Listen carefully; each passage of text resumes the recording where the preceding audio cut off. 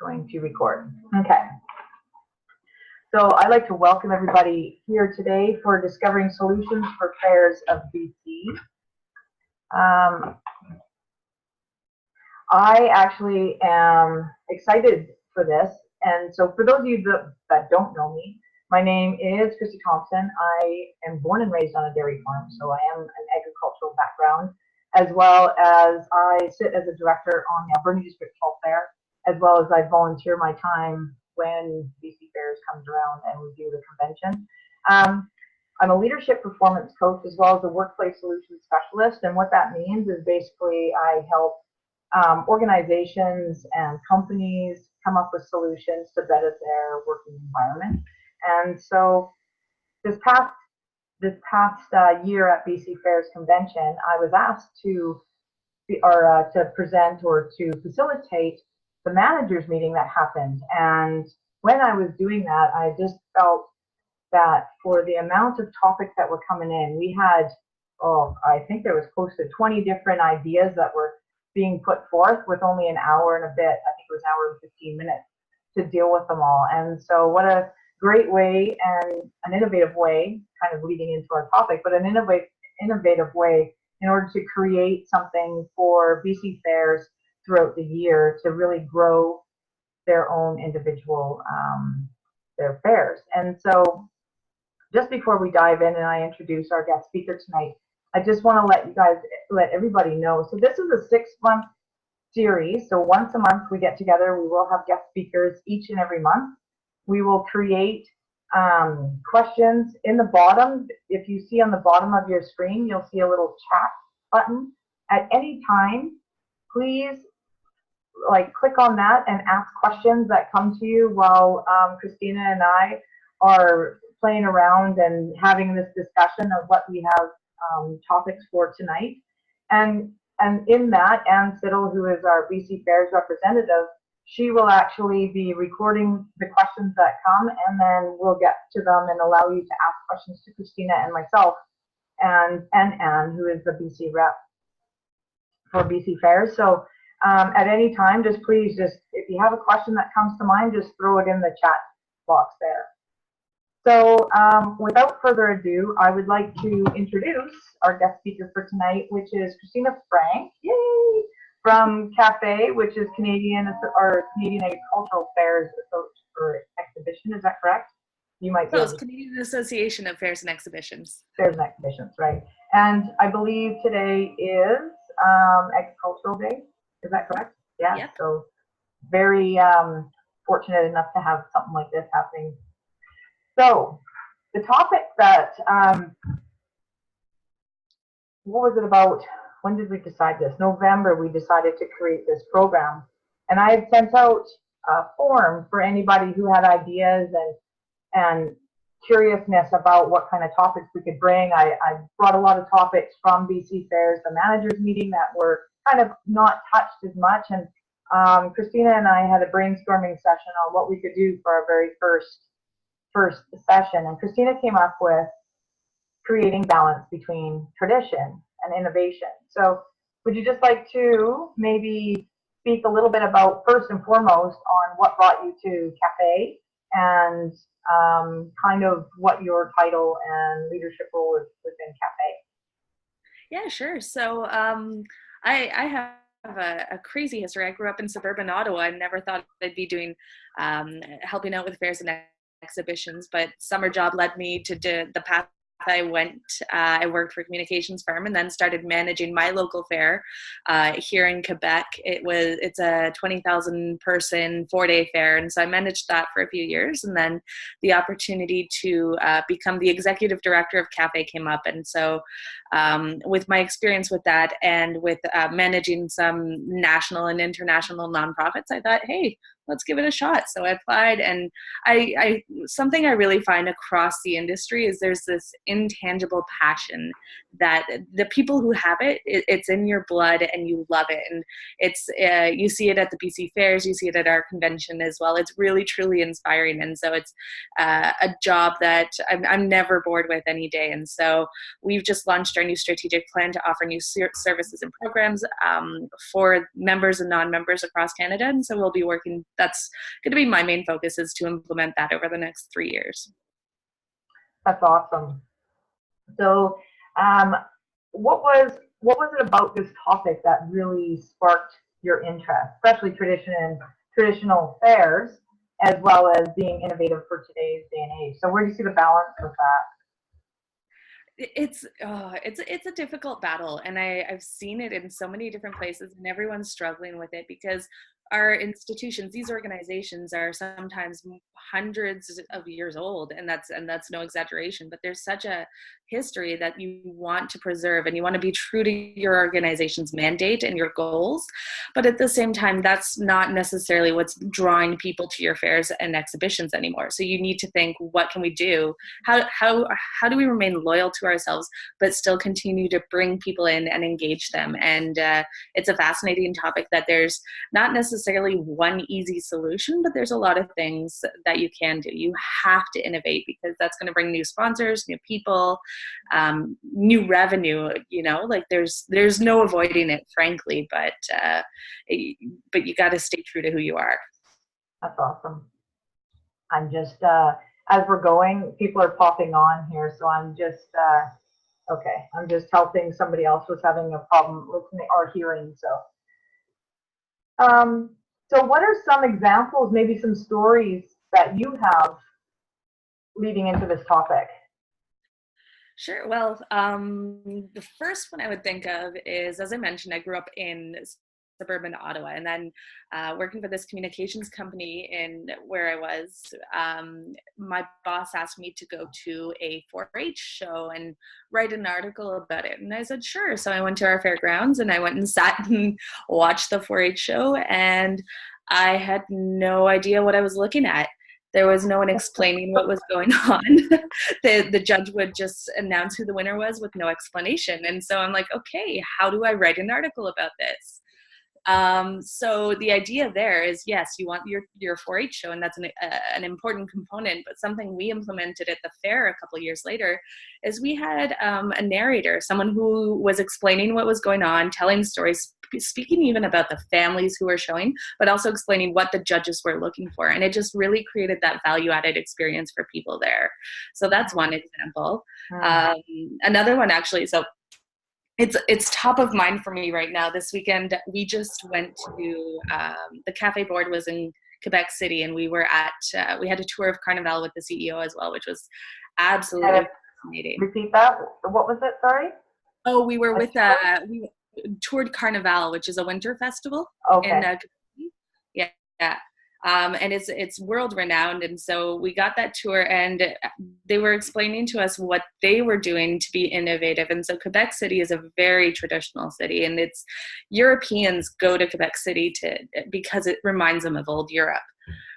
So what they've done is things that, like, they have log driving, is it log driving where you push the logs in the water and stuff like that? That's a big part of their history. And so what they've done is they've created interactive experiences where you have the lumberjack who's explaining to you what he does, and then he lets you try. They have a big log and they have the picks, and you race it along a path. So that interactive experience, telling the story, telling your history, is really another really good example that I saw this weekend. Mm-hmm. Very cool. So you had spoke earlier when you and I had a conversation about doing scavenger hunts and educational questions. You want to dive into that a bit? Yeah, sure. So that's it. There's a lot of really affordable things you can do. You can make a scavenger hunt. And I remember at our fair, there was this Fluffy the pig, and Fluffy the pig was a huge pig. So the question was, find Fluffy and how much Fluffy weighs. How many animals are at the show? What different breeds do you have? And so it becomes educational. They have to speak to the farmers to find the breeds of animals and all sorts of stuff. And you can have a prize. People love winning free passes, special event or something like that, even a stuffed animal, and they're going to participate. And it's, again, that interactive experience. And so another great place to get ideas from is Museum Hack online, and they're museums, but for all of us. Repeat that just so that it's Museum Hack. Is it museumhack.com? Yeah, exactly. .com. Yeah. Okay. It's an American company, and they're all about engaging the new generation to come to museums, because an arts museum isn't necessarily appealing. So I would actually encourage people to follow their Facebook or Instagram pages to see the sort of interactive activities they're doing, and see they're doing scavenger hunts, they're doing photo contests in the museum, they're telling you about the unknown history of things. So they have a lot of good ideas that way too. Oh, very cool. Sorry, I had a beep on my end of the thing. So you had talked about creating a Hall of Fame. So is that a Hall of Fame of fair members, of community members, of agricultural members that somewhere had some type of created some type of legacy for the community? What is that?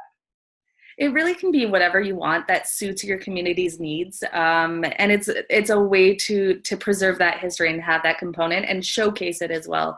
So you can do a Hall of Fame of the past presidents, of any major milestones your fair has had. I know I've heard of fairs who have gotten world records, and just have a location and show that stuff for people. That's interesting. And then tech competitions, you talked about I was going to say RoboCop, or robot battles and stuff like that. Maybe not RoboCop running around. So that's it. You probably have space on your fairgrounds where you can have these tech competitions. The Canadian National Exhibition in Toronto has something they call it an innovation garage. And so you go there and students can showcase their different technological innovations. And they have a sponsor who's providing prizes, and they have judges and things like that. And that has become one of their leading activities. And they've also created a sister partnership with, I honestly can't remember, I think it's the Pacific National Exhibition. So they have their regional competitions and then a national competition. But it's about bringing in that new technology. And yeah, robot battles are all the rage. People will build their robots and come out there and show them off, right? And you've seen them on TV, and all you have to do is give the space for it. Well, I often wonder, because IT is getting so popular now, and it's kind of, it's part of our world. In fact, why we're sitting here miles away from each other having this conversation. But have you seen any science displays that really, because even in the dairy industry, when I was younger and living still on the farm, IT was just starting to come in where cattle used to have, I used to call it their necklace, but it used to have like a collar with a chip in their little collar that allowed them to feed themselves. So how have you seen that expand within different fairs across Canada?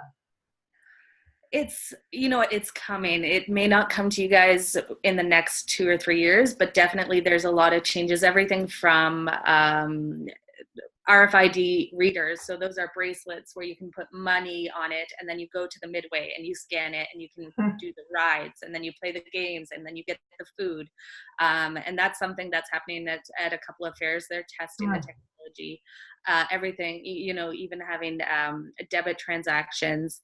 And I had another example that was more agriculture. Oh shoot, let me get it. Animals. I think it's egg farmers now. You can scan a barcode on your egg, and it will trace it right back to where that farm, who that farmer is, where it is, and a bit about their history, because people are wanting to know where the food comes from, and so people are technology to find that out. So that is actually, that's not directly related to your fair, but think about those value-added opportunities too, where you can tell the stories and let people connect directly. But it's coming. You may fight it, but whether it's in 5 years or 10 years, there's going to be a lot of technological changes.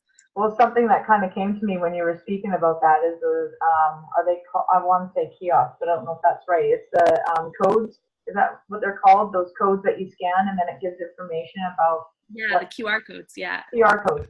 So that would be an interesting, even to implement it into a scavenger hunt and or with the IT of agriculture is getting, everybody has their phone, so just scan the code and see what animal it is or whichever that is on the outside of the fence or the outside of, like at our fair we have Old McDonald's farm, there's a bunch of animals that are sitting there, so scan a code, and the codes you can make them up online now that are so simple, print them out and put them up. So just something simple like that is can create that IT without going too expensive on Exactly. that. Mm. Yeah, that's something you can do to yourself. Something I also, just as an example, and this is far reaching. This is going to be 15 years before they've figured it out, 15, 20 years, but Yeah. Augmented reality where you hold up your phone at something and then it provides information. Imagine being in a barn. The farmers are busy getting ready for the show. Being in the barn and pointing it at the cow, and then information pops on your phone about the type of cow, how old it is, where it came from, and all that sort of stuff. No, you can't implement that at your fair. The QR code is definitely the way to go. Right. But, I could see that becoming the norm way, way down the line. Well, and it's not far from now because one of our fair members had a bottle of wine at the fair, and there was some type of the label had like you put it over top of the label, and a movie started happening on your screen. I was just like, what the what? Like it was crazy. But could you imagine that happening with at our fairs in the short while that it's coming, right? It's coming huge. Um, so Janine says like a selfie with a special hen or pig. With a special study? So it's like a selfie with a special hen or pig and text to the convener. Hold on a second. Let me try to unmute. Janine, you want to describe that? Yeah, I was thinking like when she was talking, like because we're a small community, like, we're like just 10,000. Hey, Lisa, something like take a selfie with a special pig or hen and text it to the convener, and name the selfie or whatever. And then you just do a random draw, to choose a winner, and they win, I don't know, picture with a picture with the pig. I love that, or something. That's similar to what By BC did as well with selfie pictures with the By BC logo, which is a good idea. And then you can have the number that you text it to, which is good. I'm going to mute you out again. Thank you for that, Janine. Well, that reminds me of at Carnival this weekend, they do snow sculptures and ice sculptures, but they have this giant snow wall, and they've carved out like human shapes in dance. So that dab movement, like that. They have it like that, and you can go in and pose, and people are eating that up, taking photos, and it's free promotion. Oh, interesting. Right? So obviously you don't have snow, but how can you create those experiences? Right. No, and I mean, it's coming out. I mean, for our fair, we have a junior board, so they would eat that up for competition as well for themselves. And you had also spoken about, it says, my notes here, make a list of traditions that are important to the fair, to the individuals at the fair, and see how you can update them. Yeah, exactly. So for that, when you're working with a huge board, there's some people, or a huge community even, there's some people who there's staples. There's the reason they come to the fair, and they're going to come every year for it, but that's not necessarily drawing new people in. So I guess an example, this is what I want to implement here. We have something called grillades here, which is like a back bacon with special spices. It's very Quebecois sort of thing. It's even localized to this region. So what's the name of it again? Grillades. So grillades, sort of. Okay, yeah. And it's all the rage, right? So people come and they'll eat them. No one new is coming for it, but I was thinking, well, why don't you have a component where you have a grillade cooking competition? Because everyone thinks they make the best grillades. Have a cooking competition, and that'll bring more people in. And that's taking the tradition and bringing in that innovation and that and drawing more people in that way. That's one example. Right. Yeah.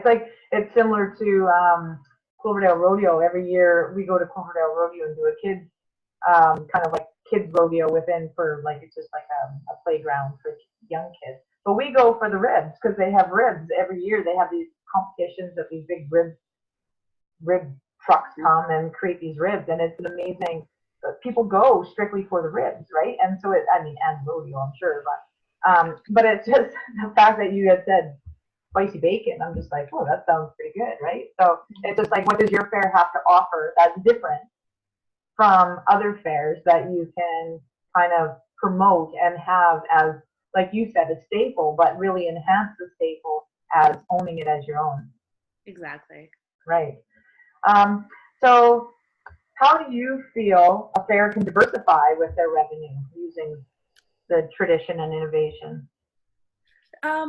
What I keep on saying, create an experience. And so to tie into that, first of all, you can create a VIP experience and then charge extra for it. So if you have a really popular event, say you have a demolition derby or a tractor pull or something, and you have grandstands that are covered, that, you know, people will go and sit and it'll be overflowing. You know what, how about you close that off and sell VIP tickets? You get a guaranteed seat, so you don't have to show up 6 hours early to save your seat. You can add value by, you know, you get a free drink with it too. But, you know, that's, if you do that $5 a pop at 300 seats, that's a decent chunk of change for you, right? You can also, you cut the line for food for Midway, and people pay extra for that as well. And just really, like, don't be afraid of new ideas. If you're having a bad year and it's been raining every day and you're on the last day and you're like, what can we do to bring people in? You know what, I know no one likes hearing about the big guys, I'm sorry, but they do have some good ideas. So what they'll do is, if they're having a bad week, let's say, they're like, okay, Thursday, we are going to have, after 5 p.m., $5 gate admission. And that's say a fraction of the cost. And that brings a whole bunch of people in, a lot more. And you promote it on social media, it's a lot more than you would get because they're getting more bang for their buck. So whereas you would have had maybe 100 people at full price, you're going to get 300 people at half price. So, you know, you're doing better. Think about doing program sponsorships instead of just traditional sponsorships. So what sponsors are looking for, more return on their investment. So if you have a sponsor who is really focused on youth, well, maybe they're going to want to sponsor your 4-H show, or maybe they're going to want to sponsor a kids zone or something like that. Work with them to customize a package for them. So there are a couple of ideas right there. Concession percentage was another idea that you had. What's your ideas on those? Yeah, so I don't know what it's like for you guys in BC. This was a new idea for me, but some fairs just charge flat rates for their concessions. But I've also seen others where they charge a percentage on the sales from the concessioners. So not everyone's doing that, and that's another good way, you know, whether it's 5 or 10% on how much they make. It's more equitable for them, and then again, it's an added revenue stream for you. Right. And then you talked about advanced ticket sales, which we do that with our rides. Like at our fair, we'll actually have advanced purchase for ride bracelet tickets, but actually not for gate. So what has been your experience with that?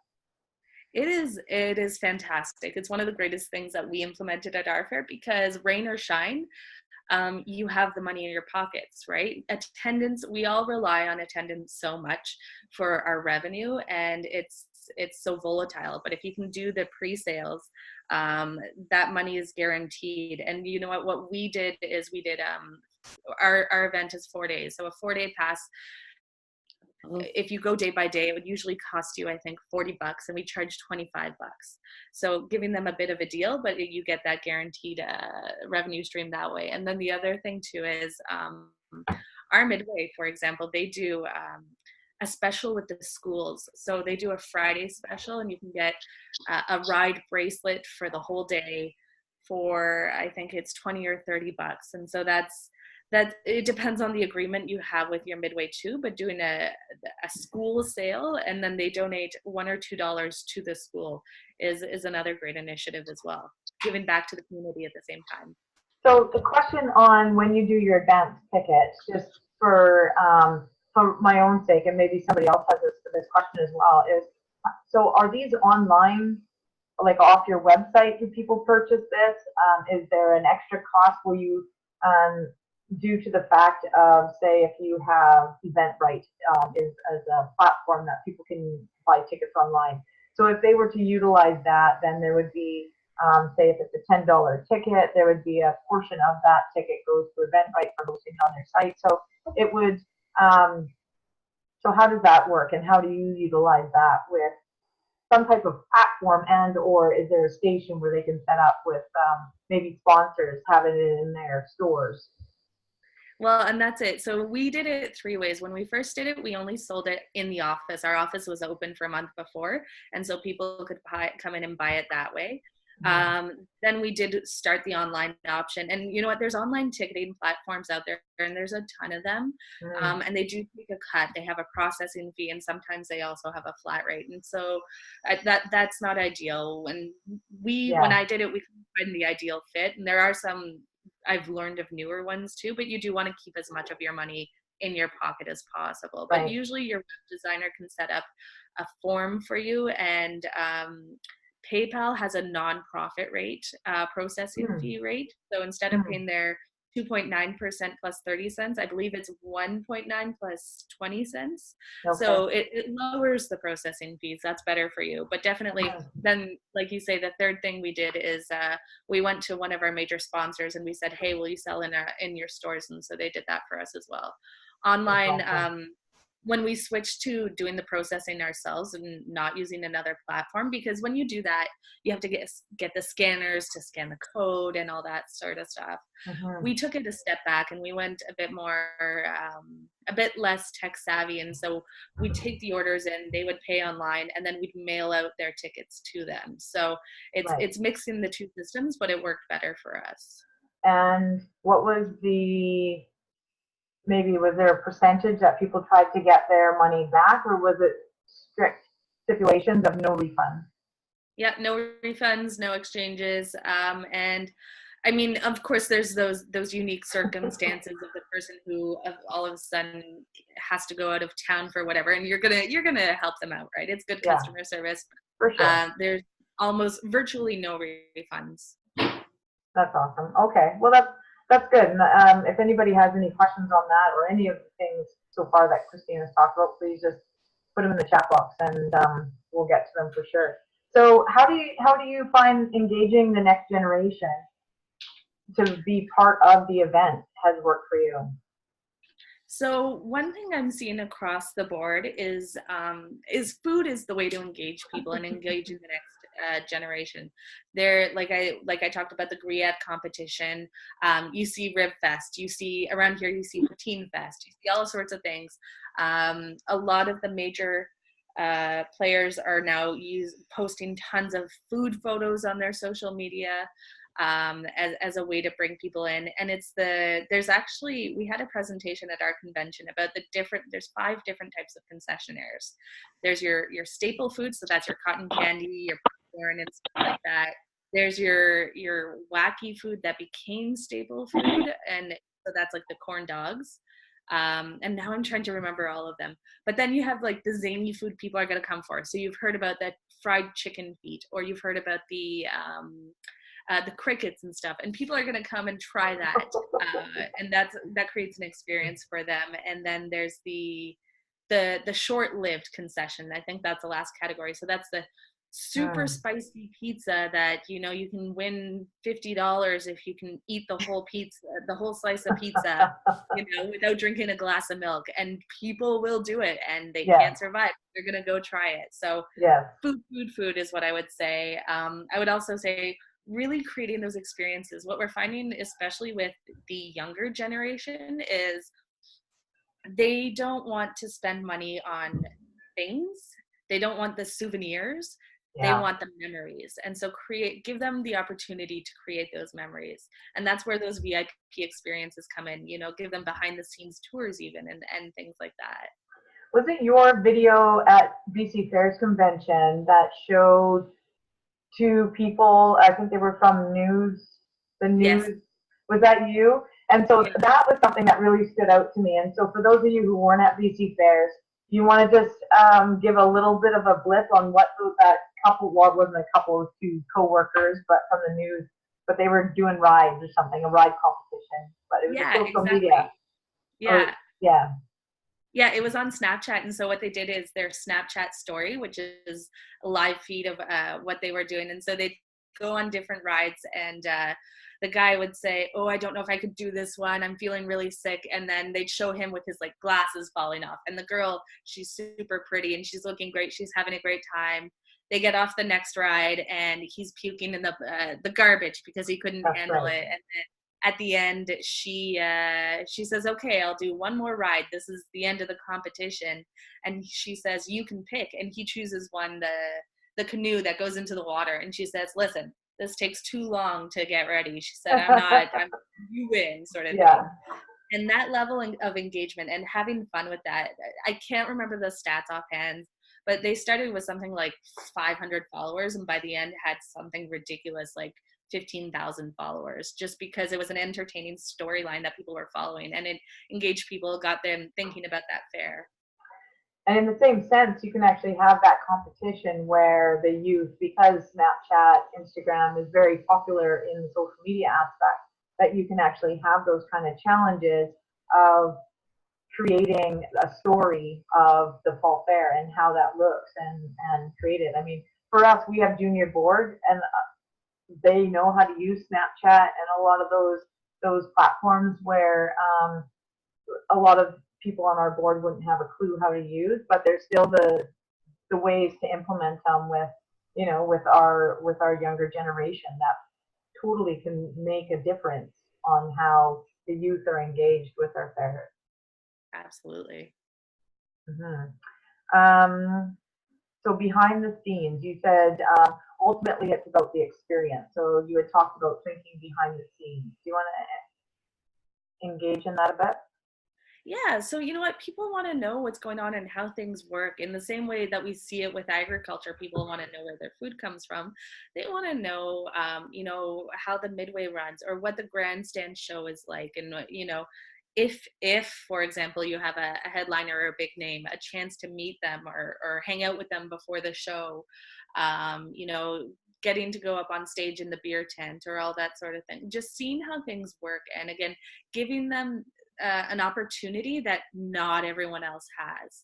And that's a really good way. I mean, not that there's a lot of influencers in Canada, for example, social media influencers, but even if you get a group of young kids and you say, okay, listen, we're going to give you the real experience. We're going to have you try the foods first. We're going to have you go behind the grandstand and see how it works.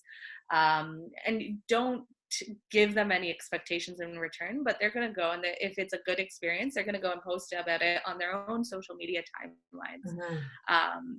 And then people are going to be like, hey, that's really cool. How can I get involved? Or I didn't know about that. I'm going to go check it out. Right. No, I really like that. And as well as you had said, themes, creating themes per night or per fair. I mean, I believe that each fair has its own theme, but I think it's even more diversified to the specific night, dress up night or something like that, you were thinking, correct? Yeah, exactly. So there's two thoughts with that. The first is, yeah, most fairs do have their themes, but do you really, really carry it through? And I think I was in Halifax a couple of weeks ago, and I said this to them. My fair theme a couple of years ago, which was one of the themes that they were doing this year, is blue jeans and country dreams. It's a really neat theme, but it's a great opportunity as well. For example, if you say, well, whoever wears a cowboy hat, the first 100 people who walk through the gates wearing a cowboy hat get free admission, right? That's using your theme and engaging with them. And then, like you say, the daily themes, you can have a family day too. You can have dress like this or do that or take a photo, and and have prizes that way too. Really capitalize on your themes. Mm-hmm. Oh, that's good. And um, we had kind of talked about touch base on some of the things, but what do you mean when you say don't be afraid of blue sky thinking? Yeah, so that's one of my favorite things is when you're sitting around brainstorming new ideas. A lot of the times people will say, well, we can't do that, that's impossible, and they'll shut you down. Just have what I call a blue sky thinking session, and so you just throw out the craziest ideas. It may never happen, but if you look at this crazy huge idea, it could be the foundation for a smaller scalable idea. There could be a nugget in there. So just have let everyone throw out the crazy ideas and see what comes of it. Some of the greatest things come out of that, right? So Mm-hmm. just And give it a shot. well, what's your suggestion of giving it a shot? Because I mean, a lot of times, sometimes in fair boards and in throughout the director or the actual organization, people have those odd naysayers. But how do you somewhat change their mind or allow a little bit of leeway and give to help really change the dynamics of a fair and to try something for a bit? What do you suggest for that? My favorite thing to say is give it a shot for 2 years. Let's try this for 2 years and see what happens. You don't want to just give it 1 year because people need to get used to the idea before you know whether it's successful or not.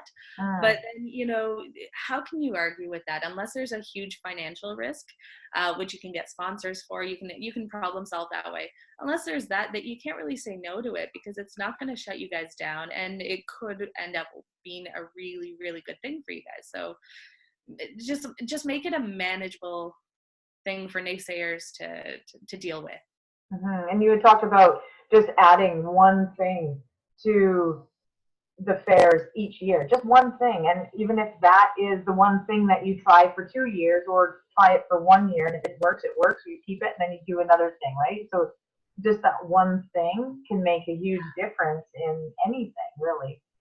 Yeah, that's it. So You don't want to scare people and change everything all of a sudden, right? People are like their comfort.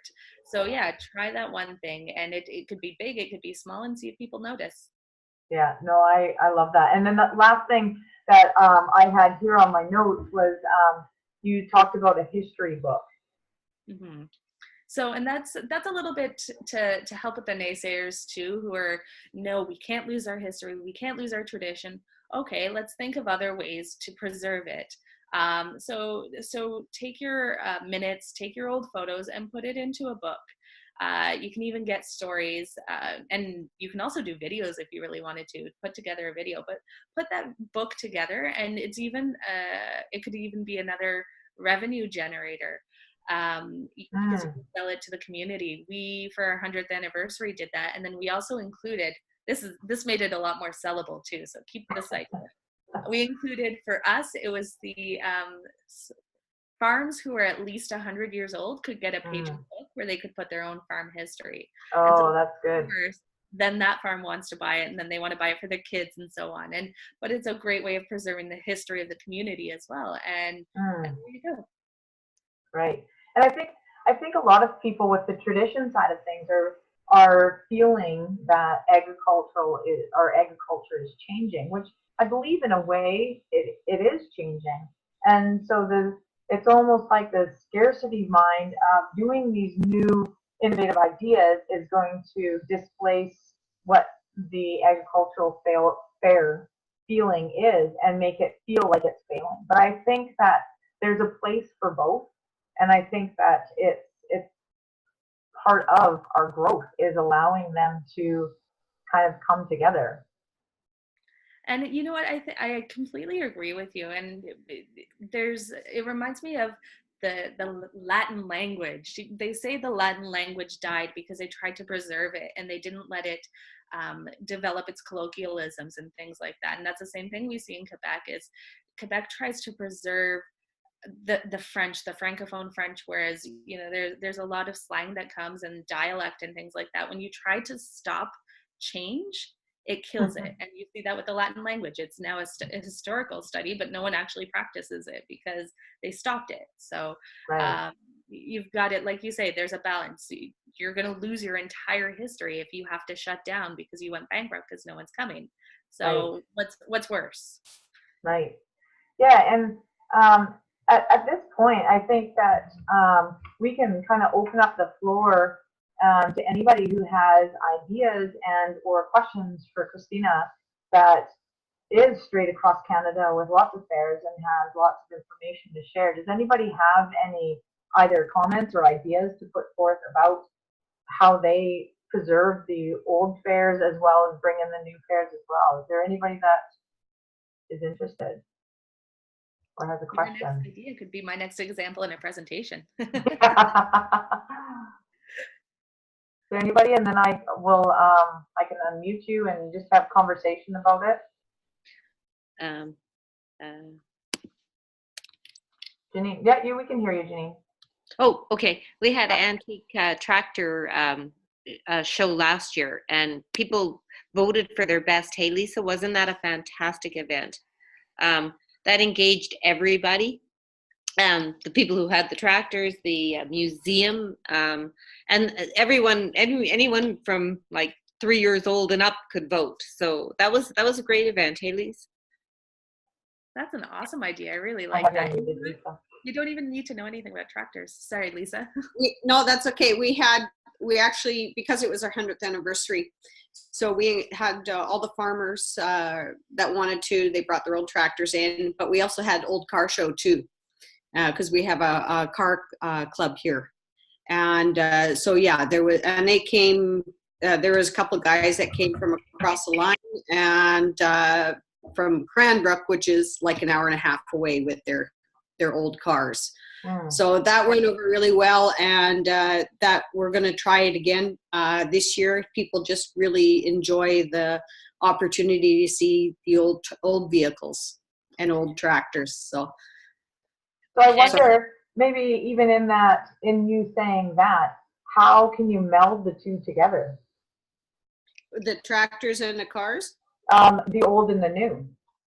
The old, that's what we're working on. Some of the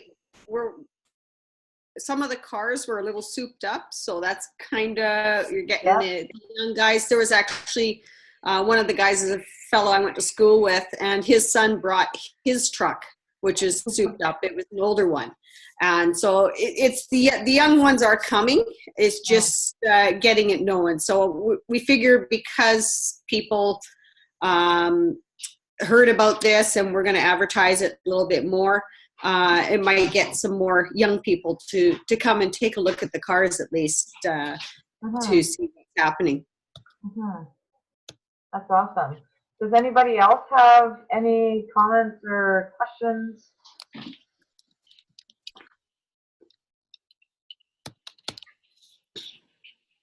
Look at that.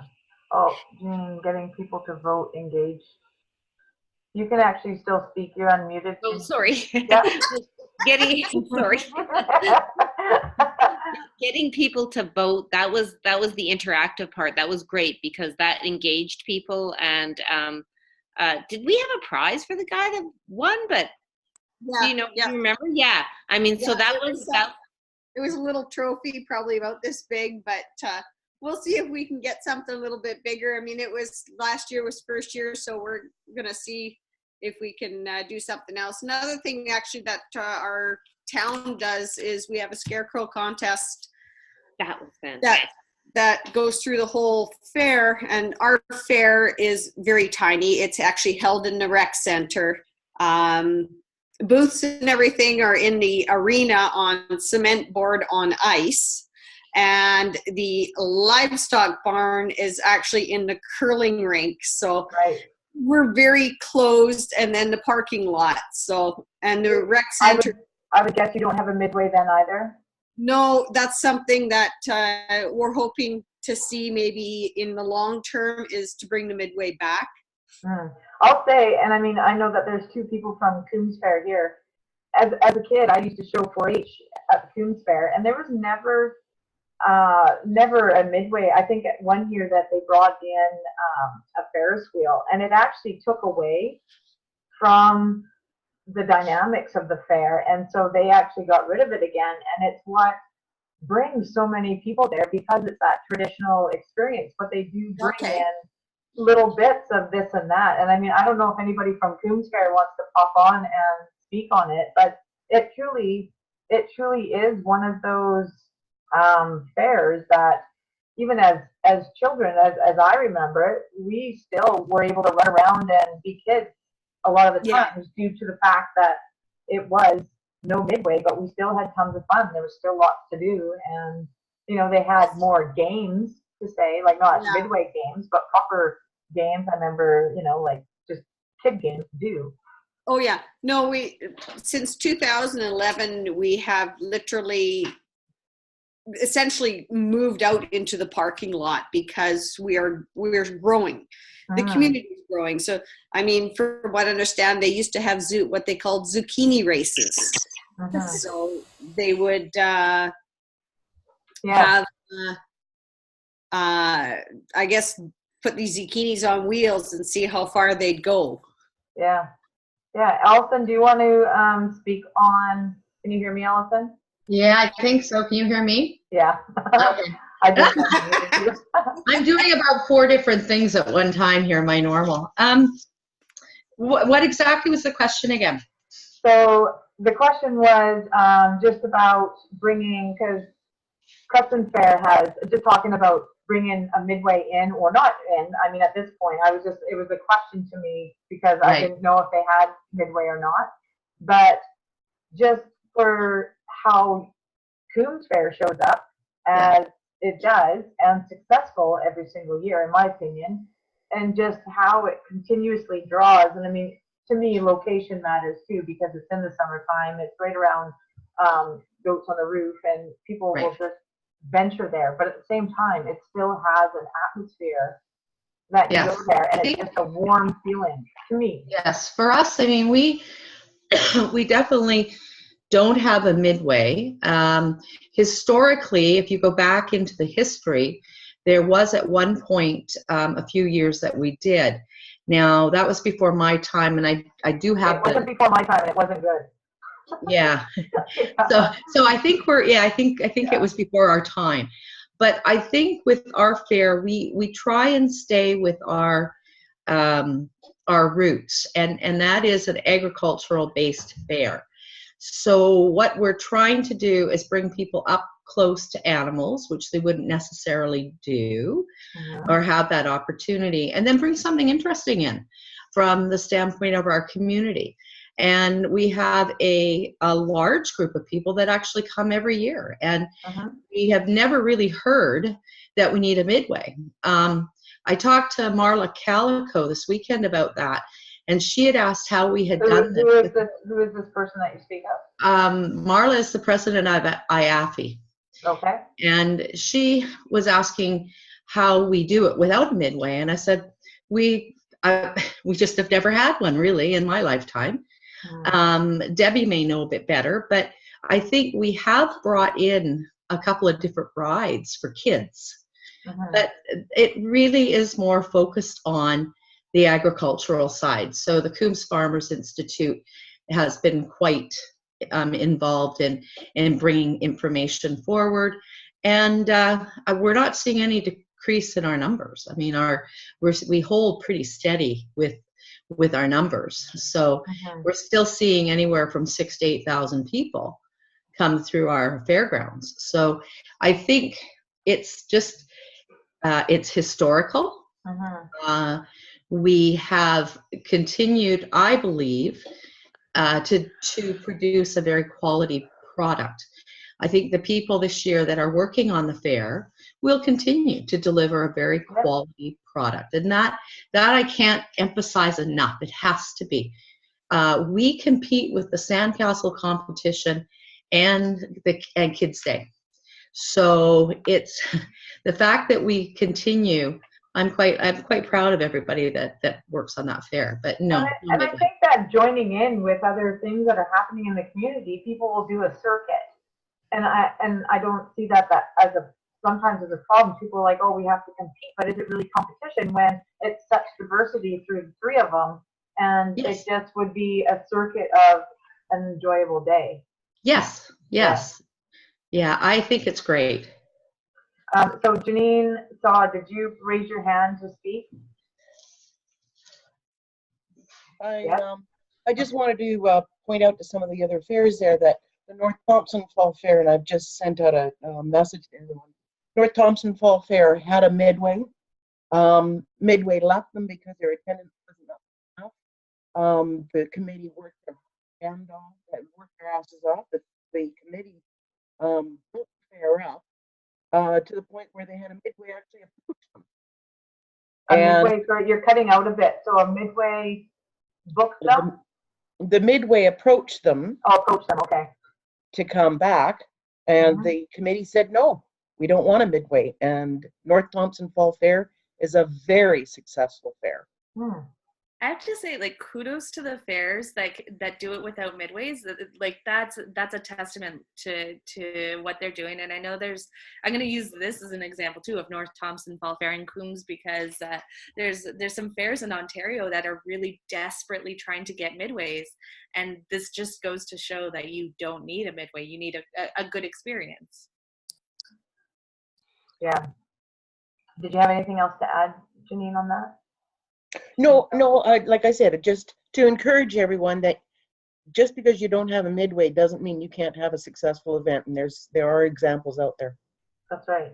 Well, and I mean, just in saying that, there's events all over the world that aren't just about midways, and there's food festivals, which we kind of are. We're kind of a trade show, which we kind of are. Like there's so many different avenues that you can entertain other than the rides.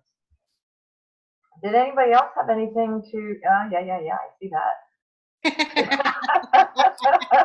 Raise my hand.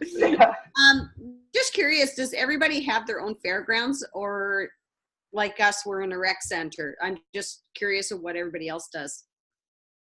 And do you want to speak on ours? And Debbie, oops, sorry, I unmuted you. There you go, Debbie. Okay. Am I going now? Sure. Well, we own our property, so certainly amongst Which the fairs. fair are you, sorry? Sorry, Coombs Fair with Allison. Yeah. Right. We do own our property, and we're 10 acres, which is kind of one of the reasons we don't have a Midway, because we don't really have space for it. It would get pretty cramped if we tried to squeeze in, create the space for a Midway. We've had some, like Allison mentioned, some very successful small things for kids. Just one single spinning bench seat thing that was really popular, or a fellow with little ponies going in a circle, or bouncy castles. That's a good element for the younger kids. I was going to mention that you talked about the antique tractor show last year. We were lucky to get a special display of vintage carriages that were owned by somebody locally who, coincidentally, they came from a family farm in Ontario. She had them shipped out and restored, so that was a really cool addition to our fair. If you can find somebody that has, as well as the tractors, the carriages and things like that, it was a really popular item to have that component. But the Midway piece, yeah, I think it was in the late 60s or 70s that it was tried once or twice, but Midways now are much larger than they might have been back then, so it's just not an option for us. And we like staying with the tradition. Part of your history. That's part of your history too. And absolutely. Yeah. And we've been approached over this past winter by our local heritage person, one person who kind of diligently works at it, and she's quite elderly, and so we may work out some partnership with her, which the museum hack thing I think might supply us with some useful ways of integrating that into our fair. So I'm excited to look at that website. But yeah, no, I think I'm on this call because marrying tradition with new ideas is really important, and absolutely, what do you hang on to and what do you need to integrate? So, and I think too that people feel that looking outside of what their fair is doing to get ideas is great, but own what you're really good at and still do that, but adding, like Christina said, that one thing each year, that one thing. And you wanted something to say something? Yeah, sure. Go ahead, you're unmuted. Okay. Sorry. I don't know what- yeah, I have no problem talking about our fair. We do own our own fairgrounds. We do have a Midway, a very successful Midway, but we've never, the emphasis has never been on just the Midway. I think it's the experience is what is what our goal is. So all those kudos to all those fairs that don't have a Midway. Absolutely. Carolyn, did you want to say what you just said in the chat? I just unmuted you if you can hear me. Carolyn, can you hear, or can you speak to see if I can hear you? I think she signed out, Chrissy. Okay, well, it shows her on mine. But yeah. she just said, I'm very interested in creating experiences, very much what Anne just said, and value added opportunities without a Midway, because they do not have a Midway either. And I don't know what fair Carolyn is from, if anybody knows. But yeah. So we are sitting, Janine. I like it. So Janine Saw is the only one who actually uses the little blue hand. Sorry, Carolyn. I see this little hand. Janine, raise his hand. Carolyn's actually from the Nechako Valley exhibition. Okay, awesome. Okay. Oh, hi. I'm here. Sorry. Oh, I was having some, oh, as soon as I heard your voice, I know who you are now. Yeah, I'm from Vanderhoof in northern BC. Sorry, I'm just having trouble getting my kids to bed quietly. So I was on mute for a good reason. No, that's fine. That's fine. So did you have something to say on that? And just what do you do to bring innovative ideas to the community without having a Midway? Well, it's interesting to me because I've only been in the position of director of the fair for the last few months. So I haven't actually run a fair I'm the administrator at the exhibition grounds. So I'm in charge of the operations year round that help fund the fair. But can I ask you a different question then? Mm-hmm. So have you been to this fair that you're part of as a fair goer? Yes, a couple of years ago. I've been to it twice. Okay, so in knowing what you saw those 2 years, how does the tradition of what you saw and now what you know being behind the scenes, how can it differ or change or grow into keeping the tradition but moving forward?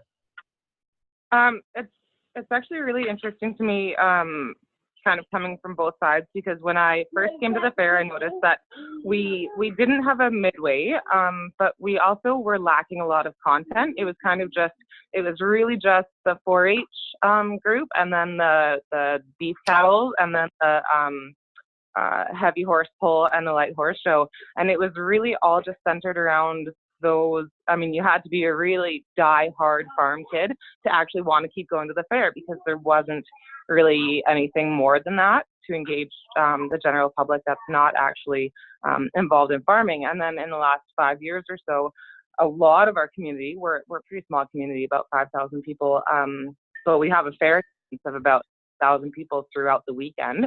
And so I know that we're drawing from outside areas, but a lot of these people, these kind of current fair goers, are kids and families that aren't actually involved in farming at all.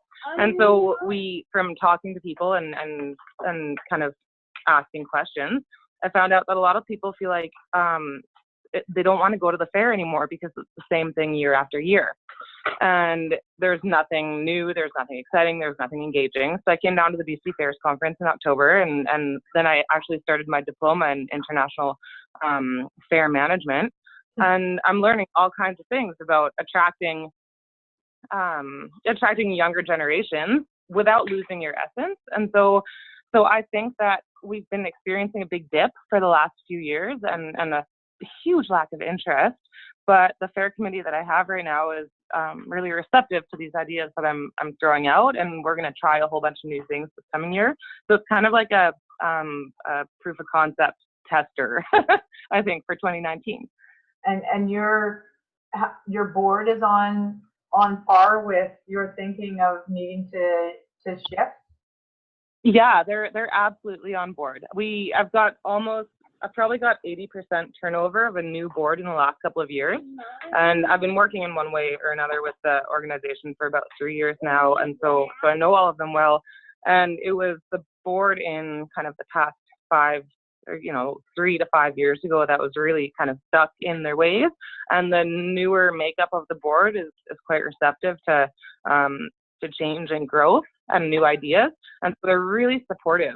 Everyone is really supportive about kind of bringing new ideas into the fair, and just to kind of play it safe, we'll, obviously keep with the tradition, right? The thing that makes us unique and that we celebrate and we're proud of. So that's why this is really interesting to me, the whole concept that we're talking about tonight. So that's awesome.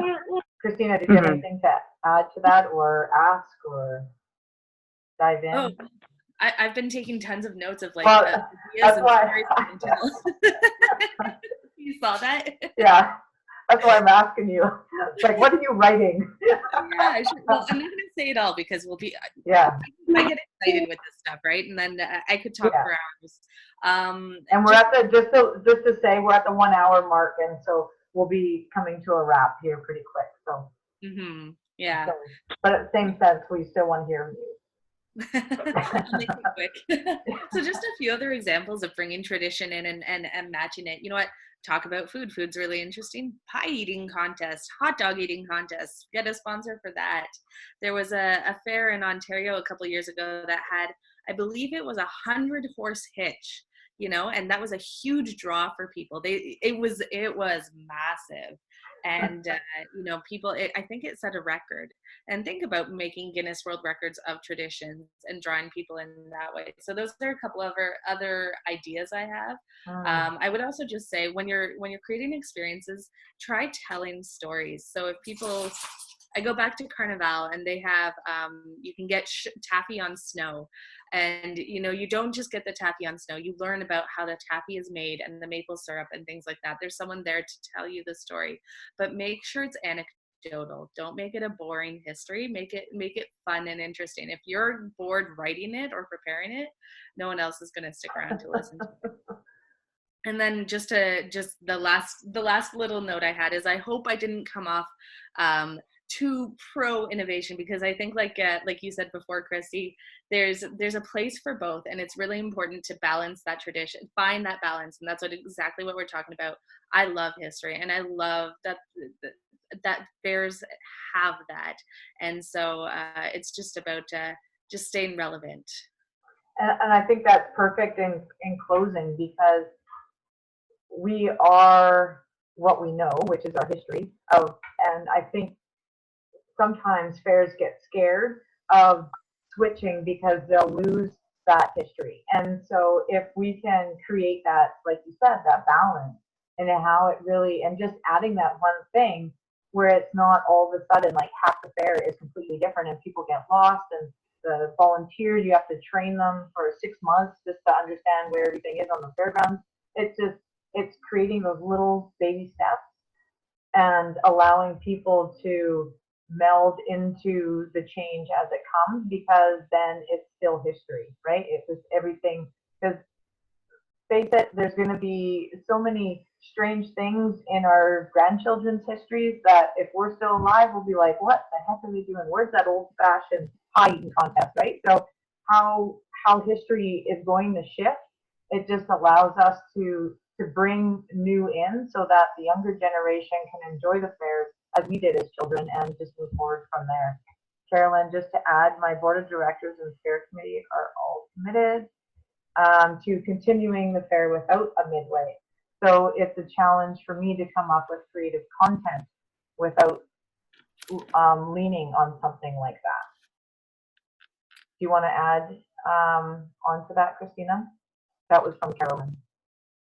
Yeah, you know what? I think, well, honestly, there's no easy solution, right? But I think if your board's open to it, you certainly find a way. And it sounds like you have some really good ideas coming up, and brainstorm and look at what other people are doing, and surely it'll be fantastic. And anyone actually, feel free to call me, email me, and brainstorm ideas. How we can have a blue sky session of our own, because I like that term, blue sky. Sky's the limit, right? Yeah, no, that's great.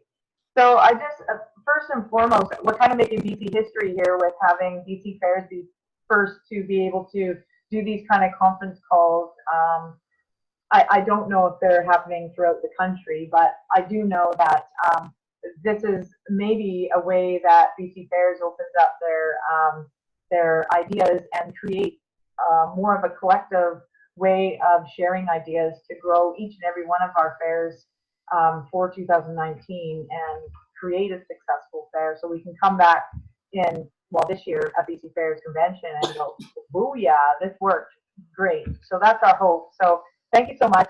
Next session is March 12th at 7 o'clock.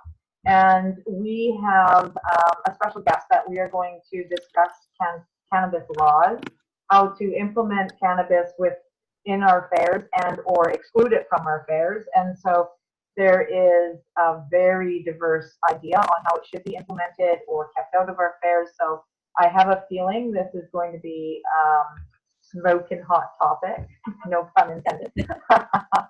But Christina, again, thank you so much because you are 3 hours ahead of us and babies are going to be waking up early. So thank you very much for your time. Carol, I'd like the idea. Thanks for sharing Carol's cup or brown says. So any final words, Christina? I think I would just say thanks for having me. I think this is a really great concept and I'm glad to be a part of it. So kudos to you guys. Awesome. Okay, well, everybody have a great evening. To those that are an hour ahead, 3 hours ahead, same time. Happy snow shoveling to all those that have winter wonderland in their yard. Okay, see you March. Oh, Janine, just wait. Janine, go ahead, Janine, you're on. You and your hand raising. I just wanted to ask you to give us all a quick report on when we can expect to get the video tape, the recorded tape for this. Oh, okay. So I said that in the beginning of the call. I'm going to be having it. It's recorded right now. It'll be uploaded, and in the morning you should have it ready to go within the within your email. Awesome. Yeah. Sorry, I missed the very beginning. Sorry. That's okay. I won't hold it against you. Okay. Any other questions before we take off? Thank you so much for being here, and we'll see you in a month. Okay. Thank you. Bye-bye. You're welcome. Bye-bye. Thank you, Christina. Bye, thanks.